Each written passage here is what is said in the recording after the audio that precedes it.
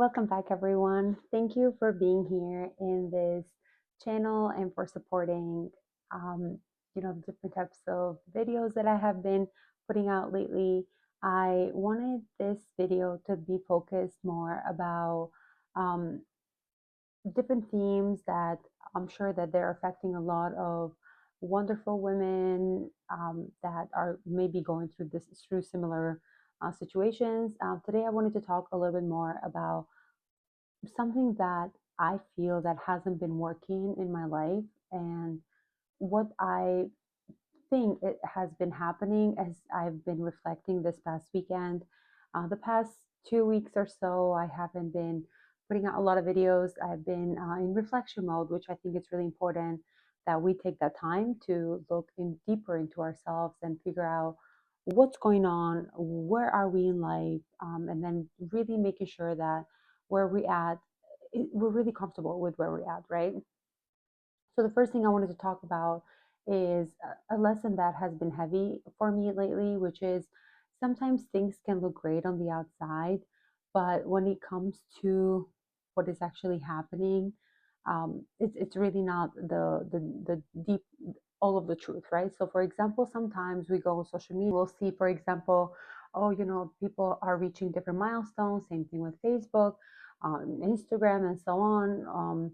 And we then compare ourselves to those types of people, and we realize, oh wait, they're so happy, how did they get here, what can I do to get to the same place in my life? And when we dive deeper into people's lives, and we realize actually people are going through something, even though from the outside in it looks like they're having a great life and everything looks perfect. That's not always the case, and that's sort of how I felt lately, right? So looking from the outside, it seems that, like I'm working the job of my dreams, or, I've been working, like my partner and I were doing great. Like I'm having a wonderful life, right? However, I have been realizing lately that I have been very comfortable with being in survival mode for too long in my life. So I've been taking notes, right? And figuring out what's happening, and what am I doing, and where am I at, and realizing that survival mode is not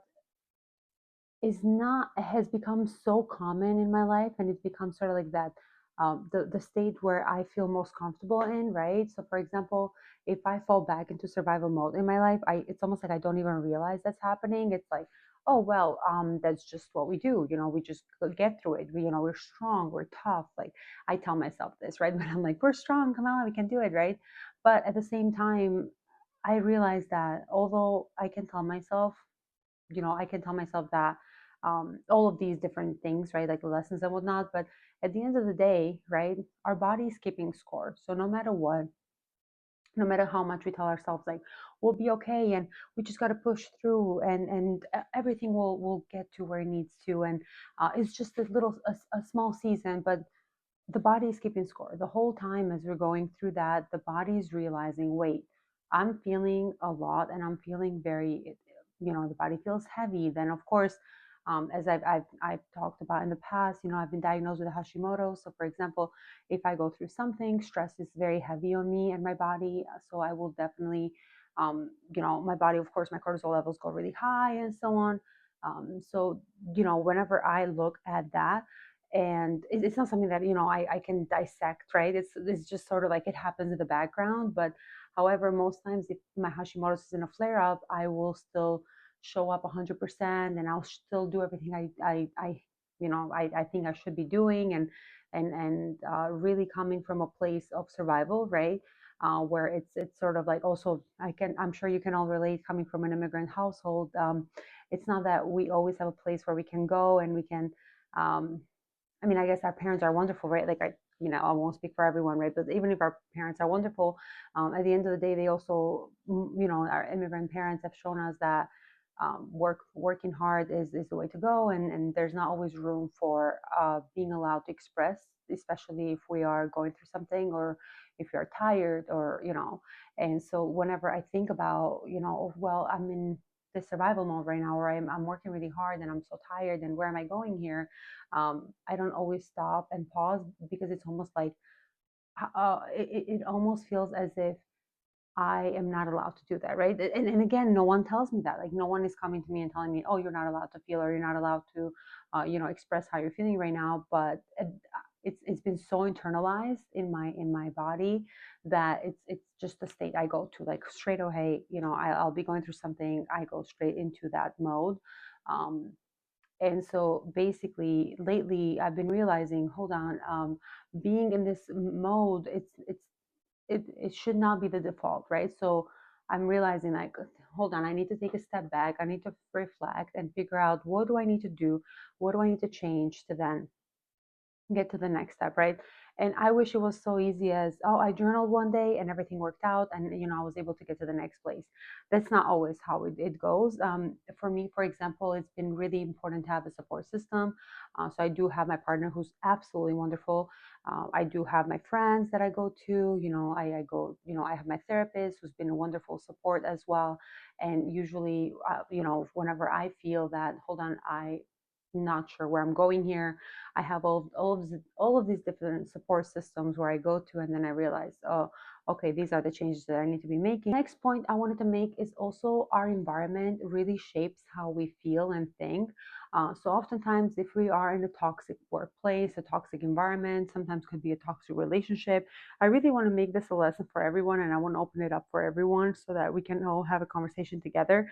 But whenever we come into those types of environment, oftentimes we think that, well, it's just the way it is, and today is a bad day, but tomorrow's going to be a better day, and we just sort of feed ourselves almost like a delusion, right? It's delusional to think that way, because even though today is a bad day, tomorrow hopefully is a better one, it still doesn't take away from what this bad day caused to your body, caused to your mindset, to your mental state, to your emotional state, to your psychological state, and so on, right?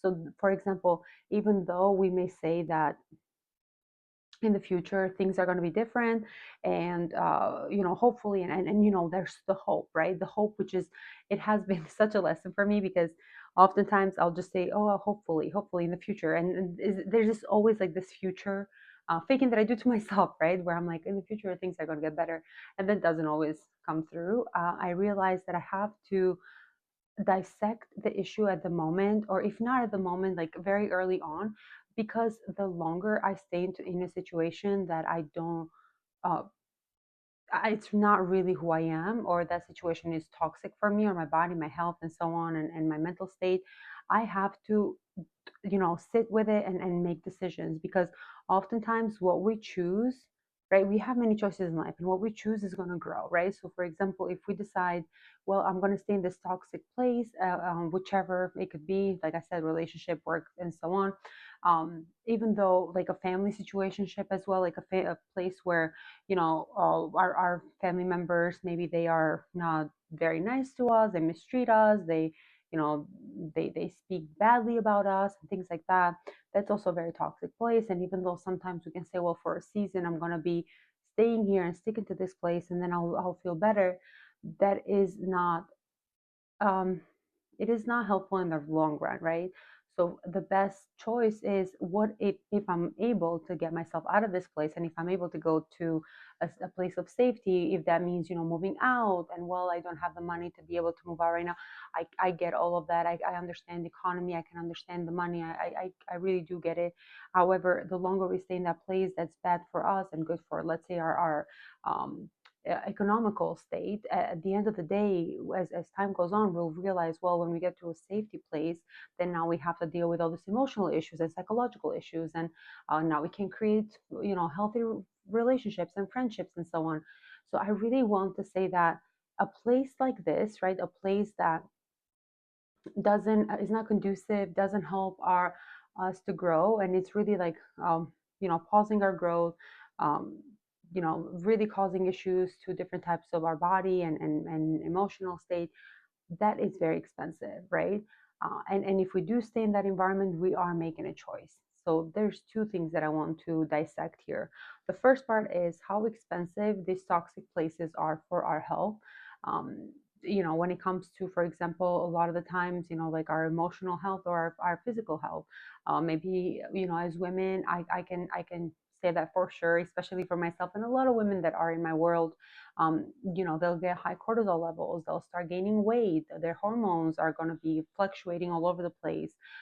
There's of course like the headaches, the migraines, and all of these different things that come with it. There's just some, like a few of the aspects of what can happen.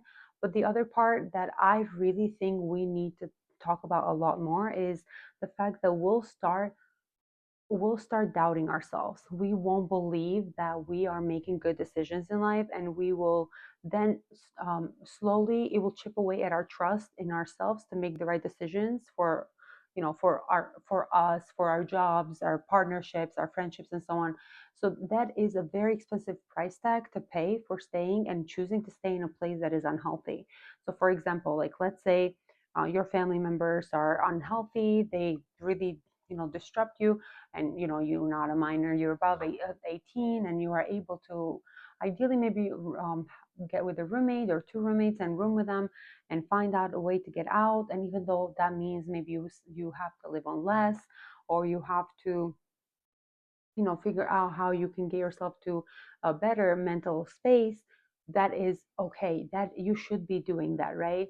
And I know that a lot of the times it's, well, I'm afraid, what if I have this job, but what if I lose my job, how am I going to make ends meet? I will tell you for sure that it's better to lose that job when you are in a place of your own, that you make your own, because then you'll have the energy and you'll have the stamina to then figure out where you want to be, instead of staying in the same place and realizing, well, now I'm stuck in this home, losing my job.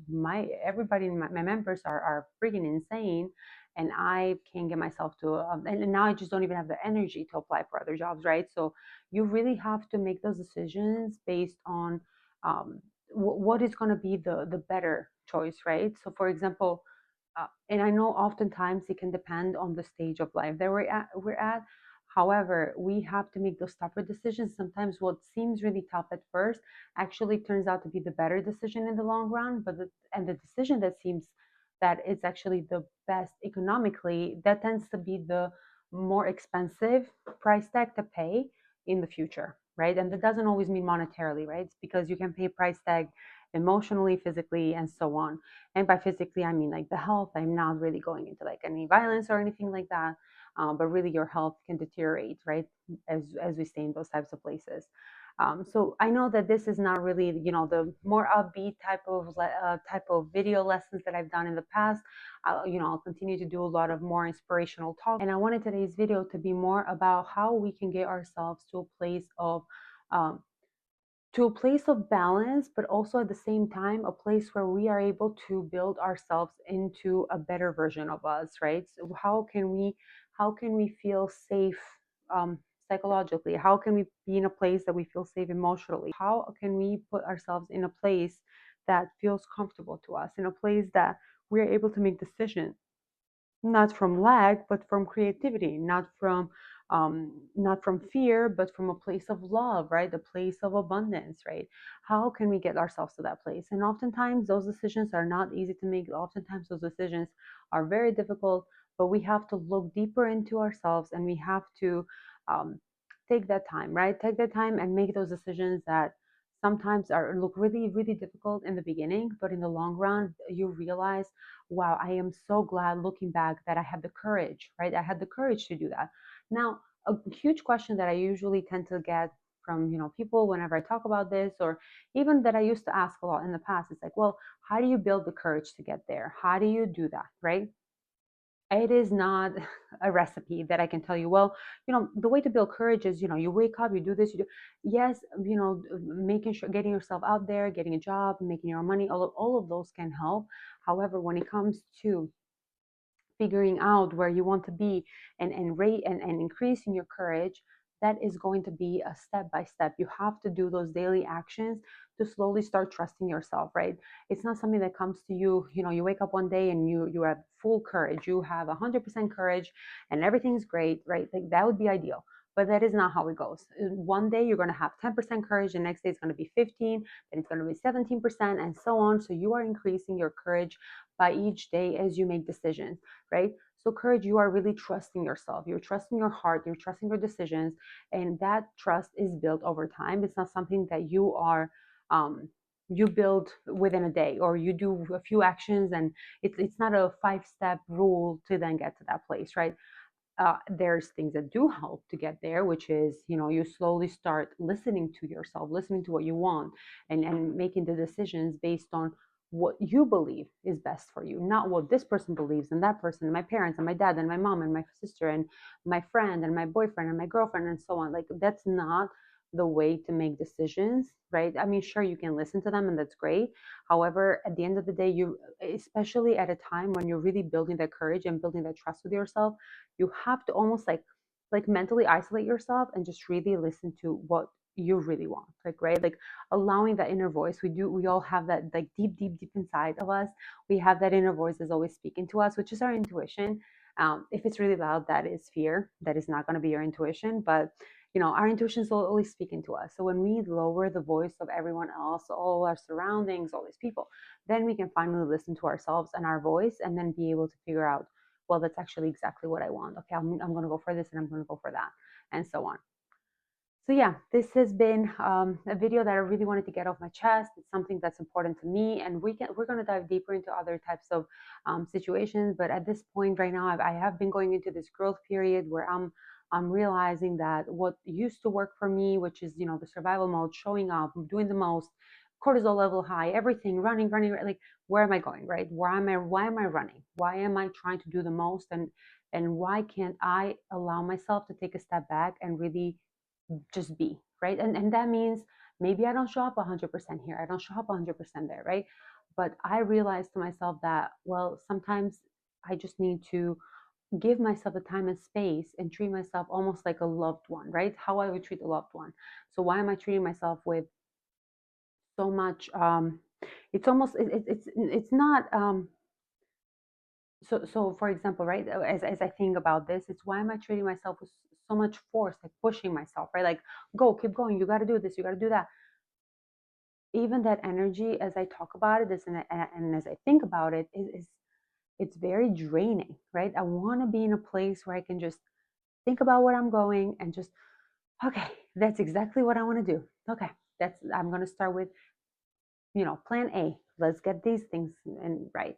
And that plan A, lately especially, it has been feeling more like rest, right? Like resting more, being able to take some time to myself, taking a step back, and really, like, being with myself. And I'll talk more in the future videos about other types of lessons, and also dive deeper into different issues. But for now, I wanted to leave you all with a message, which is, rest is also productive. Then, right, you'll be able to look at life from a lens of clarity, and be able to go where you want to in your future. um, so yeah, I can't wait to see you all in my next videos. But I wanted to wish you all a wonderful week, and I can't wait to see you again very soon. Bye, everyone.